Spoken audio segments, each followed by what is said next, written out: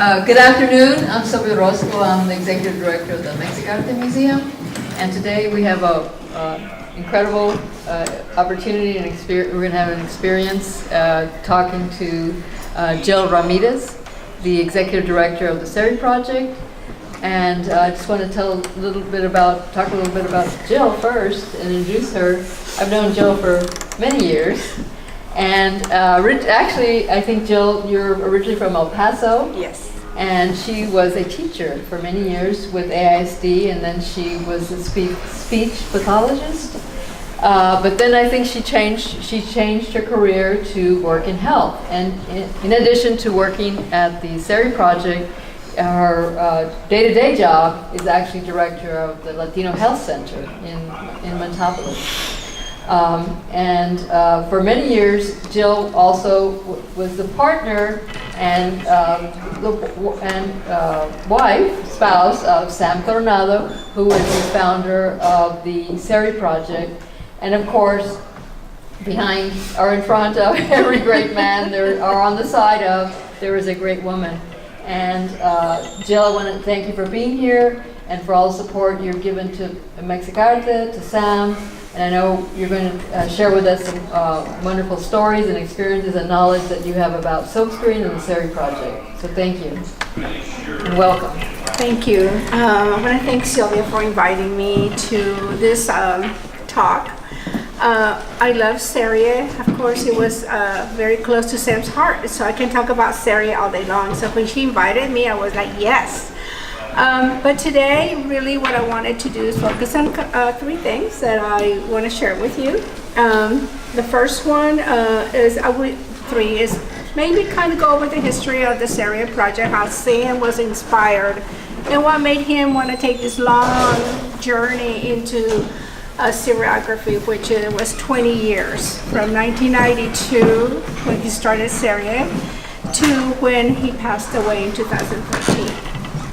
I also would like to share the process of screen printing, but I have to, disclaimer here, I am not an artist, I am not a printer, and so what I have learned about it is just kind of hanging around with Sam and a lot of the printers that went through the Serie Project, and also the artists that we were able to that could take part in Serie, and I really love all the artists, and so I'm doing this because I know Sam would want me to continue with Serie and supporting all the artists that gave out so much of their time for Serie.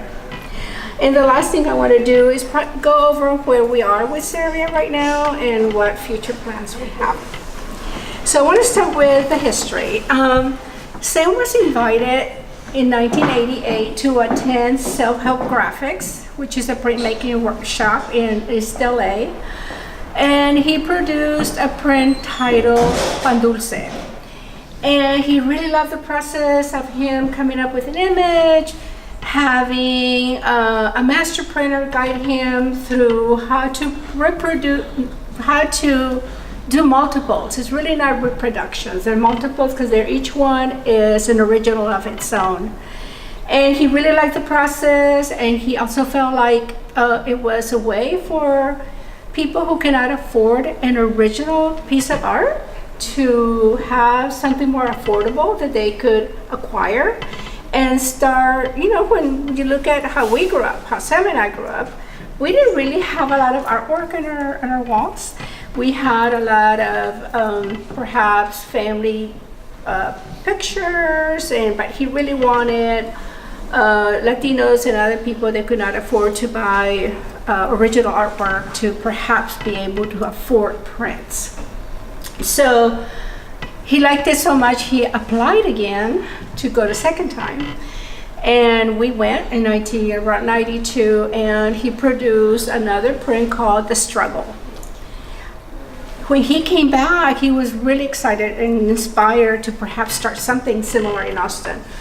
And at that time, there was a gentleman that had seen the Pan Dulce print from Denmark, and he really liked it. He wanted Sam to produce more prints for him, and so he called Sam from Denmark and said, "Can you do this for me?" And Sam was like, well, I don't have any equipment. You know, I went to Graphic. That's where I got that from. But this gentleman was like, well, you know, let's work out something. You give me some images, and I'll give you the money so that you can set up a print shop.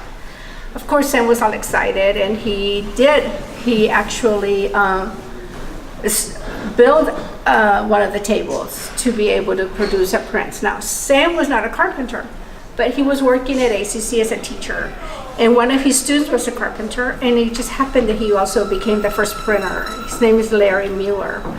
And Sam and Larry produced the first table.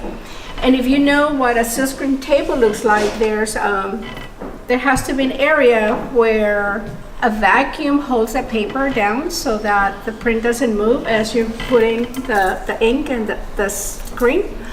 And so I remember walking in when they were building this table, and all those little holes that you have to have for the air to hold the paper, they're like half an inch apart. So there was Larry and Sam, you know, doing all of these little holes, and I was like, God, that's gonna take forever, and it did. But he had the table, he has some inks, and he had some paper. Unfortunately, the gentleman from Denmark wasn't able to complete the project, and Sam was stuck with with all of this equipment. And he's like, what am I gonna do? I have this now. So he thought, you know what, I'm just gonna do my own printing, and I'm gonna ask my friends to join me. And so the first Serie, he did ask some of the people that he knew that he was hanging out with, as an artist in Austin.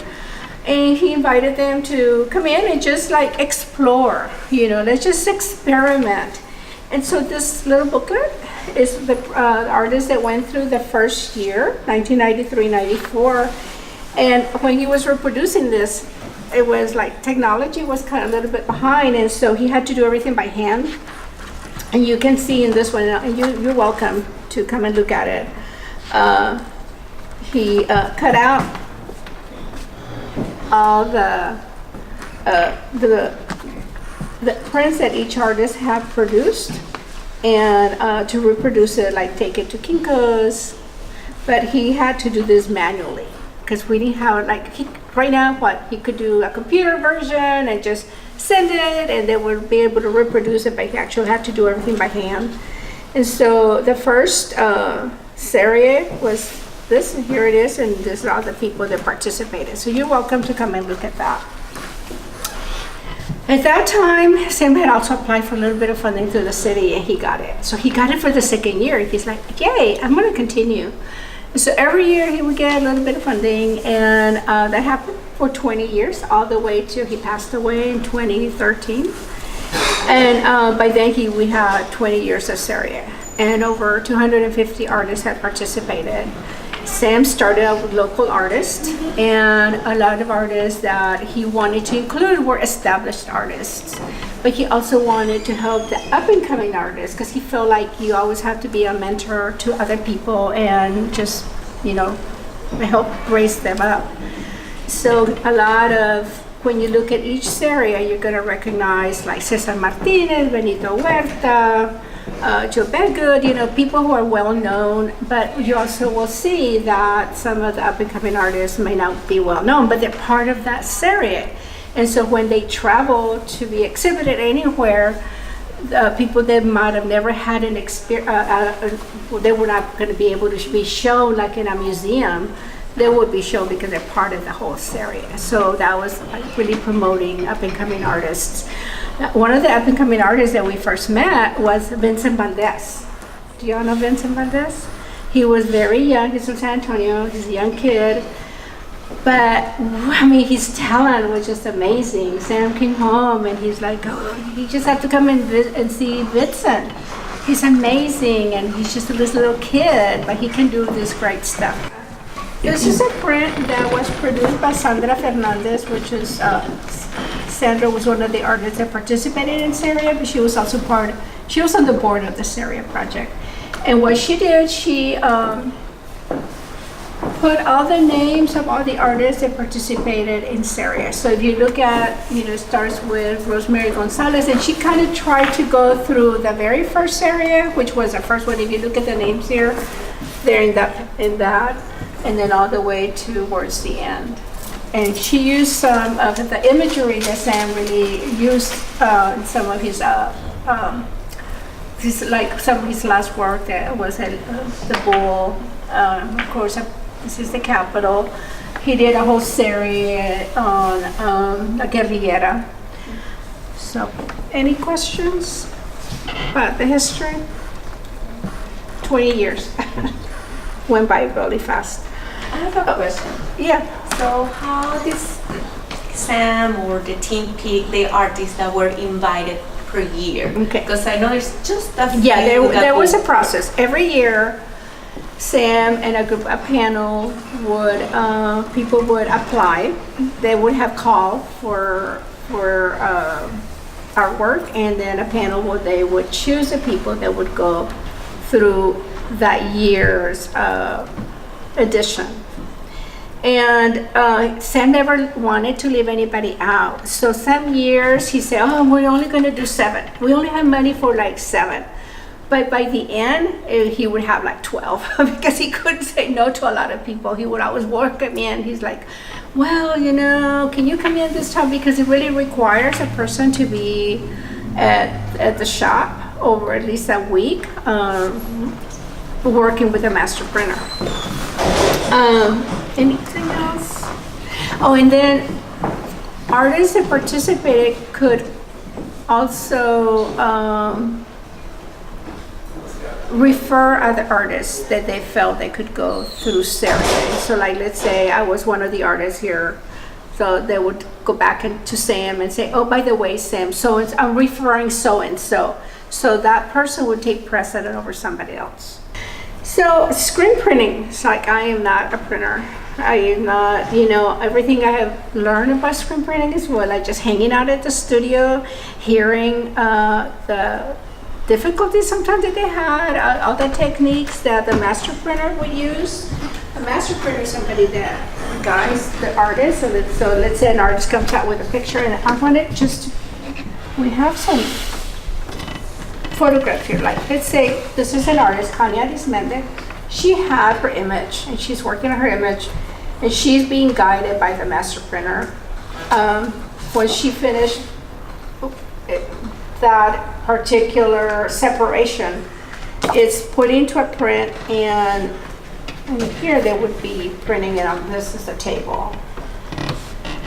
The master printer that we have in this photograph, his name is Daniel. So Daniel setting up the screen. Sam always had other people wanted to be, like learning about screen printing, so he would invite some of his students to be assistants to the master printer. So an assistant would maybe just go, oh, let's, grab me this, grab me that, help me do this, help me do that. So here's Daniel with Connie's piece. Right before he looking at, and then he's here choosing the color that Connie had selected. And here's Daniel pouring the ink onto the screen. And then let me see on this one where there's a lot. You can see Daniel is like actually using the squeegee to put the ink through the paper, through the screen, so that it stays on the paper. Then after that, it goes to a drying rack. And then after that, the screen would be washed. Now, Sam only used water-based inks. He didn't want to use oil because he felt like he didn't. Well, first of all, when you use oils, you have to have a really good exhaust system in the building. And when we couldn't really afford to do any of that. So having water-based inks, it was easier to just wash them out with water. And they're not as toxic either, so we didn't want to use any toxicity. What I had brought for you, because it's easier to understand, the screen printing, usually you start with an image. And if you're, a lot of people artists that went through Serie were not just visual artists that did painting. There were some people that did photography. There were some people that were, they did other kind of medium in art. But through the process with the master printer, they would be guided through. And so a lot of them, once they did it one time, they go, now I get it. But basically, screen printing is working backwards. So like if you're doing a painting, you do the background and you just keep adding, right? With screen printing, it's the opposite. You start with the last thing that you added and you work backwards. And sometimes that's hard to imagine. It's if you're a printer, you usually have, well, this is my idea. I'm going to start with the background, add another color, and on this other one, you actually have to start backwards, and then there's separations, and then you have to separate each color, and a printer can tell you which two colors can go together to come up with a mix of a color. So I wanted to share with you some separations for, if you see this image over here on, it's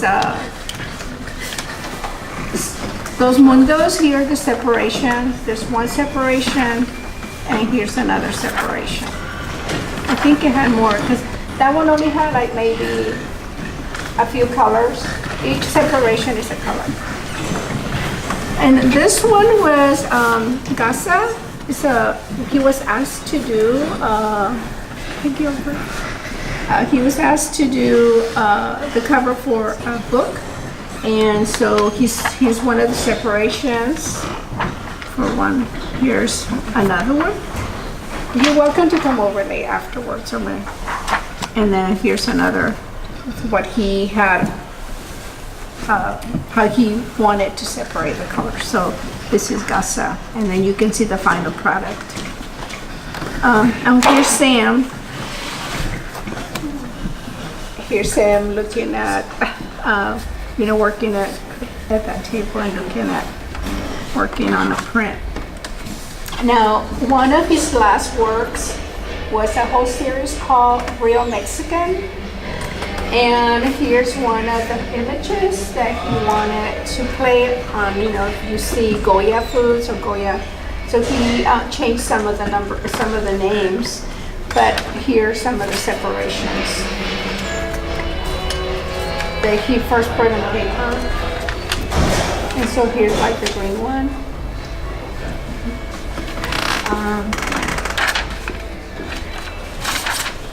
Here's another one.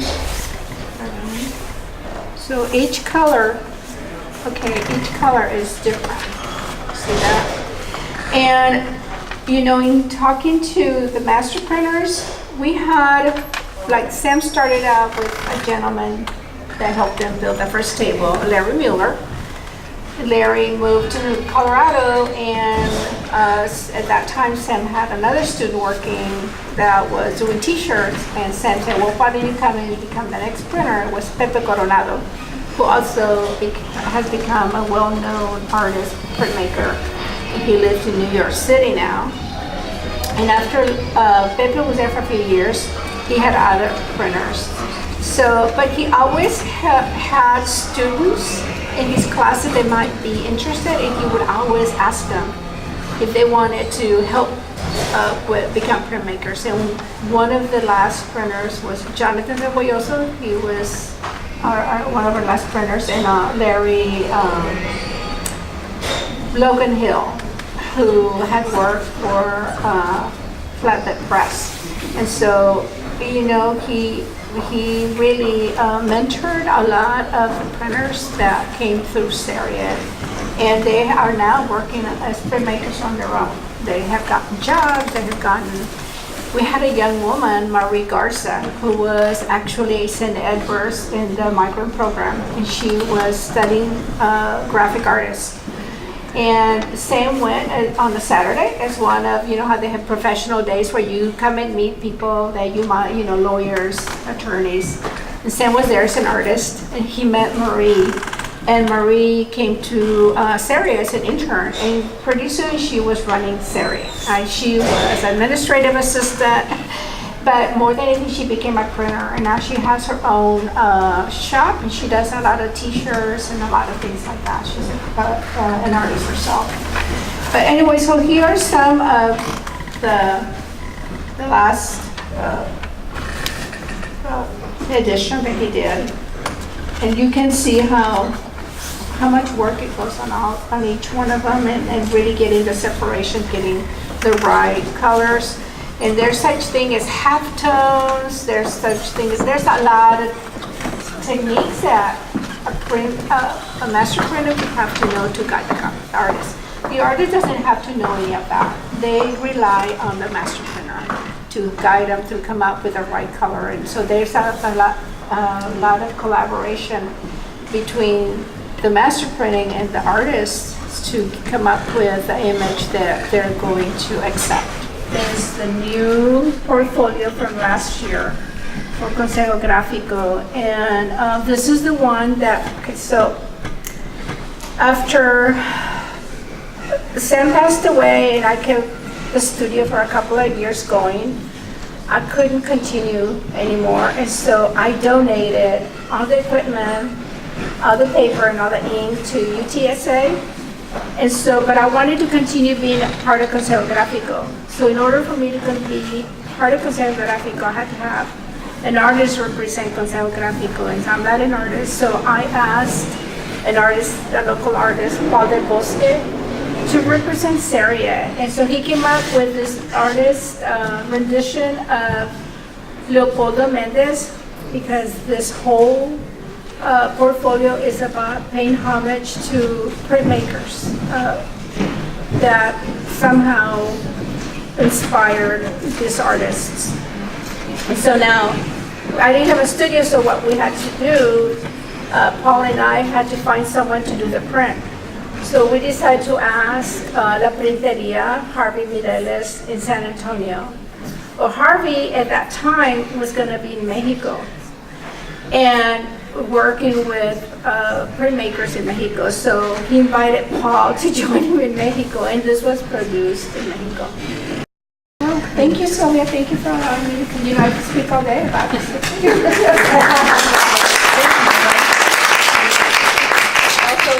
Want to recognize Jill and Sam and the Serie Project, because the Mexicarte Museum is actually the official archive of the Serie Project, and Sam and Jill donated the complete set to the museum. And when we renovate the museum, which will be coming soon, probably in 3 years we'll start the project, there's going to be what Sam always called the Coronado corner. I think we'll have more than a corner for him, but I think it's the important. What we said was that how important the impact that Sam had across the nation in Latino art, and that will be represented here at the Mexicarte Museum and in the Sam Coronado Gallery.